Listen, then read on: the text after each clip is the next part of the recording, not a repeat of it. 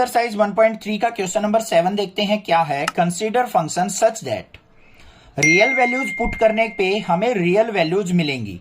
इसका मतलब ये है, मतलब ये डोमेन है, ये हमारी रेंज है।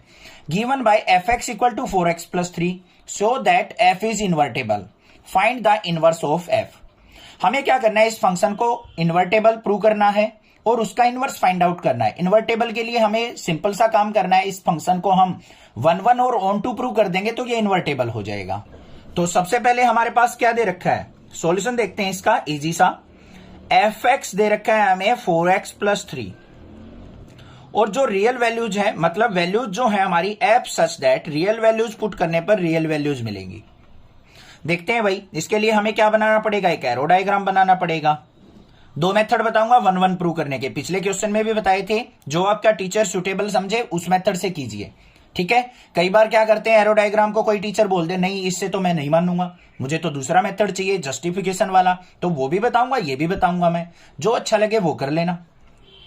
यहां पे रियल वैल्यूज पुट करनी है। मान लो बच्चों हमने पहले यहां पे 0 पुट कर लिया, 0 पुट किया, 4 इंटू 0 0 हो गया, ये आ गया मेरे पास 3। 0 पुट करने पर इमेज बन गई 3।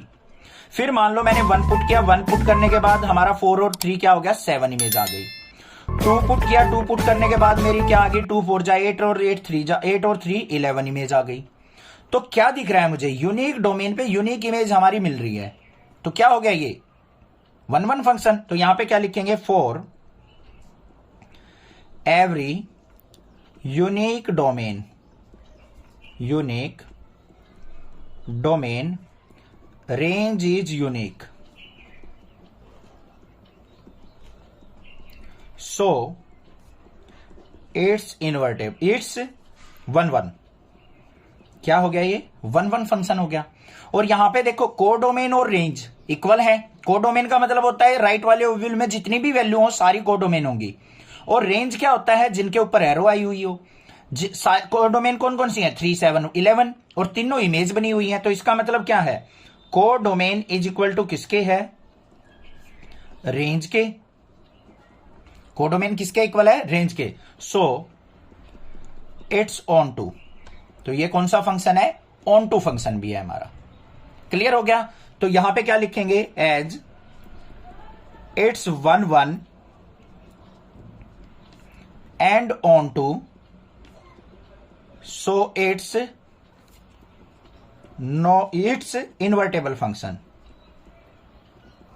Invertible function. बस हो गया काम खत्म, ये इन्वर्टेबल फंक्शन हो गया हमारा। अब हमें क्या निकालना है, इसका इनवर्स निकालना है। पहले आपको दूसरा मेथड भी बता दूं, कहीं आप ये सोचो चीटिंग कर गए सर। अब देखो हमें क्या करना है, एफ ऑफ एक्स दे रखा है हमें बच्चों 4x प्लस 3। हमें क्या मान के चलना होता है कि f of x1 is equal to क्या है, एफ ऑफ x2 है। कोई 2 डिफरेंट वैल्यूज पे हमारा जो फंक्शन है सेम रिजल्ट दे रहा है।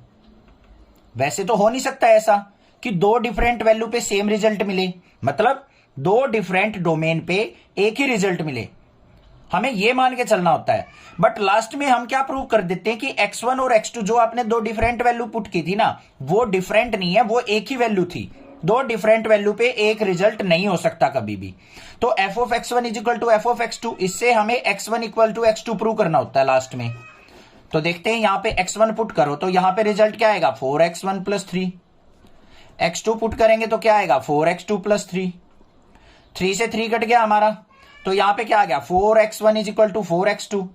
बच्चों देखो ये कैसे कटता है, 3 को इस तरफ ले जाएंगे -3 हो जाएगा, ऐसे कटता है ये। कहीं ये सोचो सर यहां पे प्लस था, ये प्लस था, कैसे काट दिया आपने। 4 से 4 कट गया तो x1 इज इक्वल टू क्या आ गया, x2। इसका मतलब जो स्टार्टिंग में आपने मानना था कि 2 डिफरेंट वैल्यू पे हमें सेम रिजल्ट मिले, वो ऐसा नहीं हो सकता, क्योंकि x1 और x2 दोनों क्या है, हमारी सेम वैल्यू पुट करने पर ही आपको सेम रिजल्ट मिलेगा।